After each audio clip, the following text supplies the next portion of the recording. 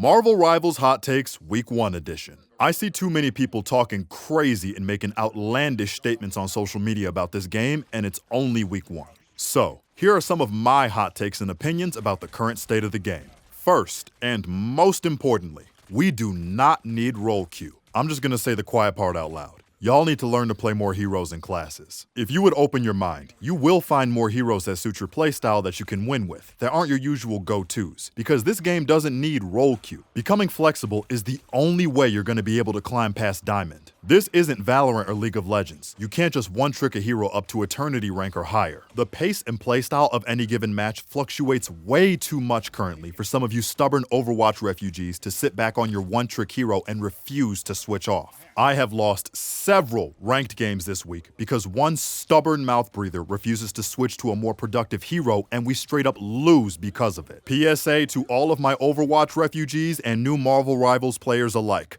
Don't be that guy. To add to that, Marvel Rivals team comp balance compared to Overwatch does not over-rely on healers and tanks like old Overwatch did. So there is functionally no reason to stick to a static 2 tank, 2 DPS, 2 healer team comp. What makes this game different and a breath of fresh air is that there is no set meta for roles, which means a team can get creative mid-match and switch up the class distribution to solve problems that the enemy team might throw at you. Does the enemy team decide to run 2 tanks, 3 duelists, and 1 specialist? Then you run 1 Venom, 3 dive DPS, and 2 long-range specialists and dive their backline, assassinate them, and punish their team comp imbalance. Does the enemy team run 4 duelists and 2 healers? You run 3 tanks, 2 healers, and 1 DPS. Just soak up their damage, weather the storm, and march up the map like Tom Brady in a Super Bowl fourth quarter. What I'm trying to reinforce is that roll queue would kill team comp expression in the effort of trying to deal with specific team comp issues that certain maps and game modes present. This game does not need roll queue. Hell, pick bans are more than enough. We as a community need to release our grip on Overwatch's nuts and learn how to play this game differently. So that way, hopefully, and I mean hopefully, this game doesn't suffer the same avoidable fate as Overwatch. For my second take of the day, the tanks in this game feel underwhelming only because the rest of your team isn't trying to help them. There currently is no traditional Reinhardt type of tank in this game, barring Doctor Strange and Magneto. But if we're keeping it real, even they don't hold a candle to Reinhardt or how he was played back in his prime. Most of the tanks in this game either want to dive or skirmish, and the duelists and specialists, ironically enough, don't want to support them or follow them onto the objective.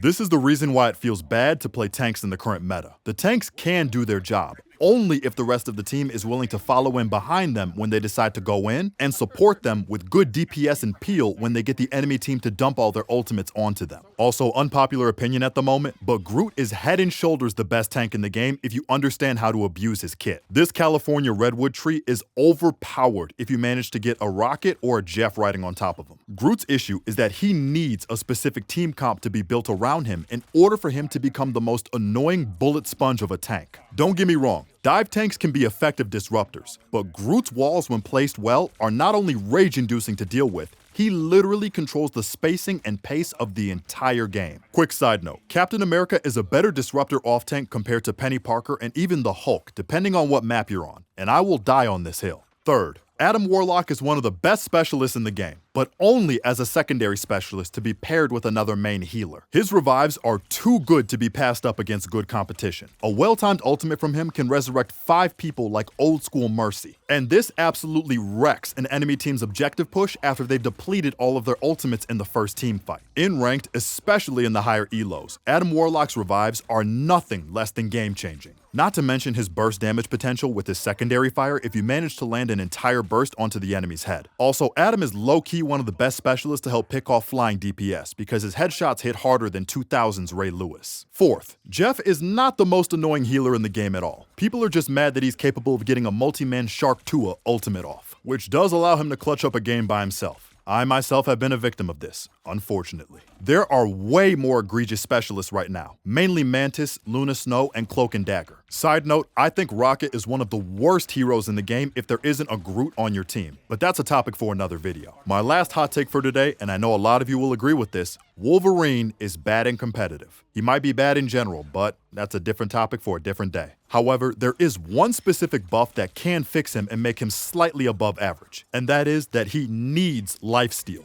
Point blank simple. In competitive, it's way too easy to burst him down when he dive bombs the back line, and his current damage reduction and passive healing aren't enough to allow him to survive an onslaught of damage in CC when he goes to make his move. Wolverine has a good kit, don't get me wrong. He just needs active combat buffs in the form of lifesteal to make him a decent meta pick.